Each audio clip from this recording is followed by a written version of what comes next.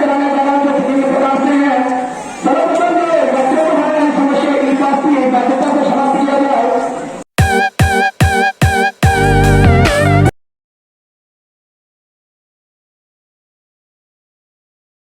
Guys, welcome back to my new blog. तो अभी हम लोग हैं कर्णप्रयाग में। अब पीछे आप नज़ारा देख ही रहोगे, ये पिंडार रिवर है। और अभी फ़िलहाल मैं जिस होटल में रुका हुआ हूँ वो पिंडार रिवर के जस्ट बगल में है। प्रयाग बेसिकली होता है दो नदियों का संगम।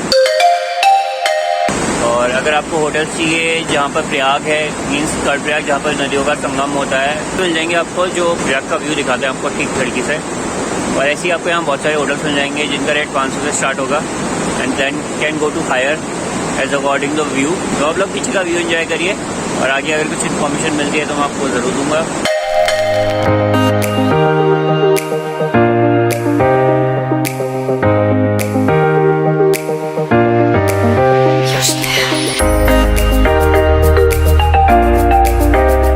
फिलहाल अभी हम लोग जा रहे हैं चाय पीने के लिए और नाश्ता करने के लिए। इसके बाद फिर हम निकल देंगे सीधे सोनप्रयाग के लिए। अभी थोड़ा मार्केट एक्सप्लोर करते हैं आज कर्णप्रयाग की।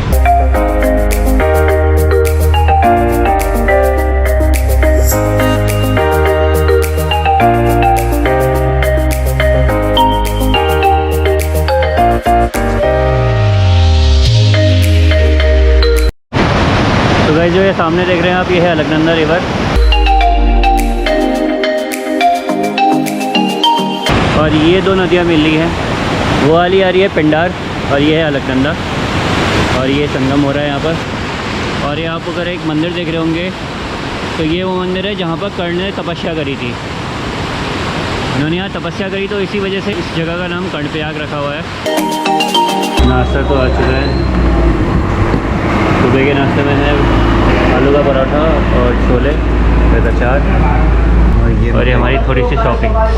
रेनकोट लाना बेसिकली हम भूल गए, तो हम रेनकोट लिया है। It's time to leave Karnaprayag और हम चल रहे हैं अब अपने नेक्स्ट डेस्टिनेशन की ओर। 9 AM इन द मॉर्निंग। अभी हम चल रहे हैं रुद्रप्रयाग वाले रास्ते में। ऋषिकेश से जो भी टूरिस्ट आते हैं, जो भी केदारनाथ जाने के लिए, बद्रीनाथ जाने के लिए, उन्हें सबसे पहले रुद्रप्रयाग पहुँचना पड़ता है। तो रुद्रप्रयाग उनका मीटिंग पॉइंट है। चाहे वो यहाँ उत्तराखंड के नहीं, रानीखेत वाले रास्ते से आएँ तो हम भी रुद्रप्रयाग जाएंगे। कर्णप्रयाग से रुद्रप्रयाग की दूरी ऑलमोस्ट है 33 किलोमीटर। 4 लेन बनी हुई है तो ऑलमोस्ट 1 से 1.5 घंटे में, 1-1.5 घंटे के अंदर पूरी हो जाती है। चट्टान कटी हुई है, उसके नीचे से रास्ता निकला हुआ है। और अब ऐसे ही रास्ते देखने को मिलेंगे।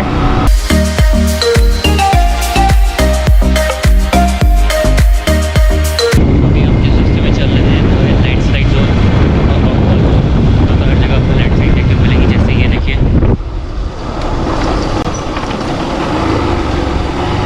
इस तरह से यहाँ पर लैंडस्लाइड होती रहती है। तो आप इस रास्ते में जहाँ से आप कर्णप्रयाग से ऊपर आ जाते हैं तो थोड़ा ध्यान से चलाइएगा।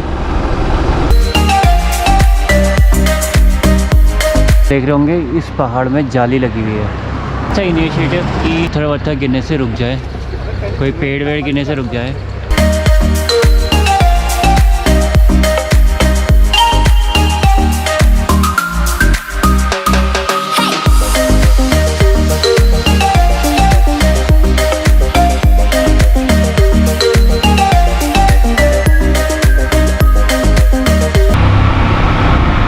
पहाड़ को खोद के टनल बनाई थी।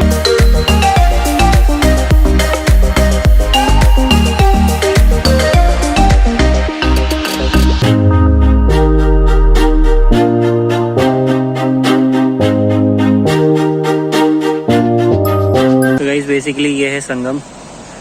ये रुद्रप्रयाग का संगम है। आपको जो मटमैला कलर का पानी दिख रहा होगा वो है अलकनंदा, और ये जो साफ कलर का पानी है, नीला कलर का, ये है मंदाकिनी।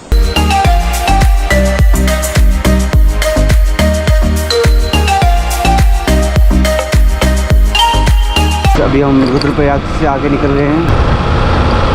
पहले हमारे साथ चल रही थी अलकनंदा रिवर, तो अभी आप अगर नीचे देखेंगे तो हमारे साथ अभी चल रही है मंदाकिनी रिवर।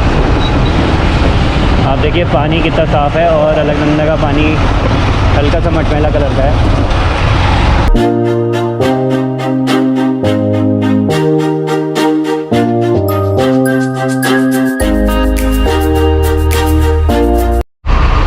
अभी हम फंस गए हैं जाम में।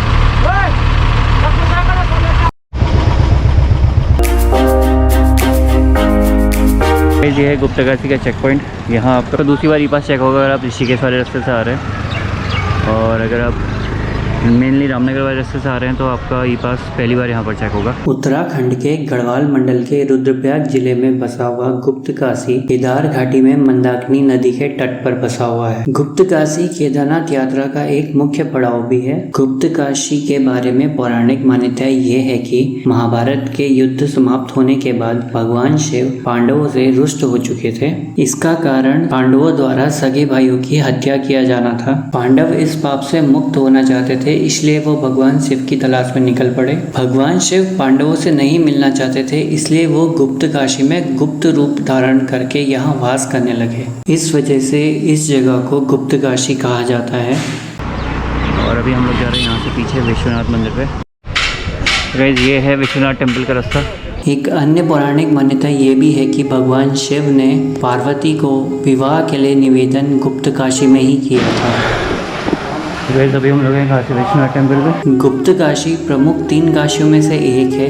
उत्तरकाशी, काशी वाराणसी और गुप्तकाशी। गुप्तकाशी में एक कुंड भी मौजूद है जिसका नाम है मणिकर्णिका कुंड। माना जाता है कि इस कुंड को पांडवों द्वारा बनाया गया है और इस कुंड में गिरने वाली 2 जलधाराएं गंगा और यमुना की हैं। ये भी बोला जाता है कि यह काशी विश्वनाथ के दर्शन करने के बाद ही आप केदारनाथ के दर्शन करने के लिए जाते हैं।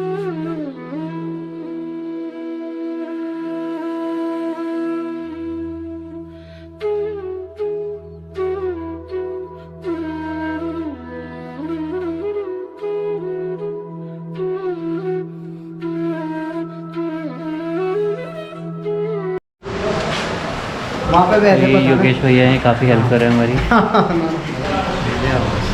तो काशी विश्वनाथ के दर्शन हो चुके हैं, अब चलते हैं अपनी मंजिल केदारनाथ की ओर।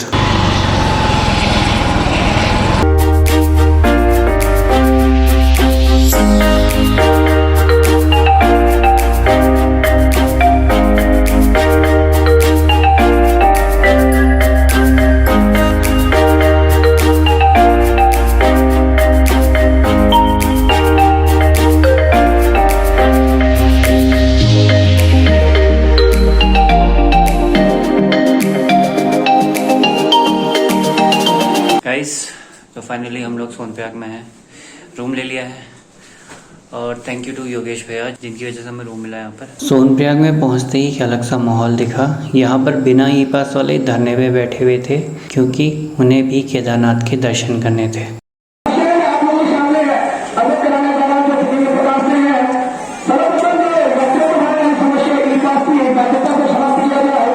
पर हाईकोर्ट के नियमानुसार सिर्फ 800 लोगों को ही जिनके पास ई पास है उन्हें ही दर्शन के लिए केदारनाथ भेजा जाएगा। अतः आप सभी से निवेदन है कि देवस्थानम बोर्ड से अपना ई पास बुक करवाएं, तभी 4 धाम यात्रा में निकले। फिर चाहे वो उत्तराखंड का लोकल हो या फिर किसी भी प्रदेश का व्यक्ति। अब हम जा रहे हैं सीधे सोने। टाइम हो रहा है 8:30 बजे। कल सुबह हमने 3 बजे उठ के हमने सुबह निकलनी है ट्रैकिंग पे और जगह बहुत प्यारी होने वाली है, तो आप कल का वेट करिए।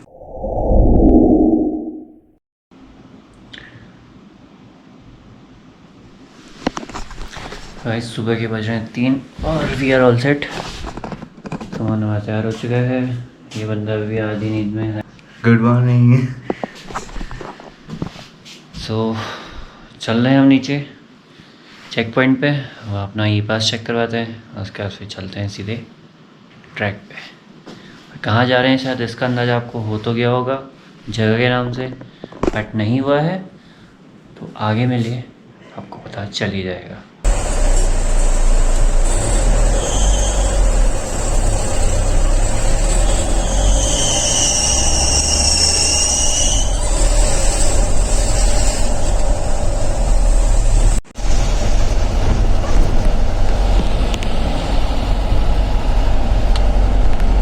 तो गाइस गुड मॉर्निंग। हम लोग पहुंच चुके हैं फिलहाल अभी गौरीकुंड पे। पहली चाय हो रही है, उसके बाद निकलते हैं आगे।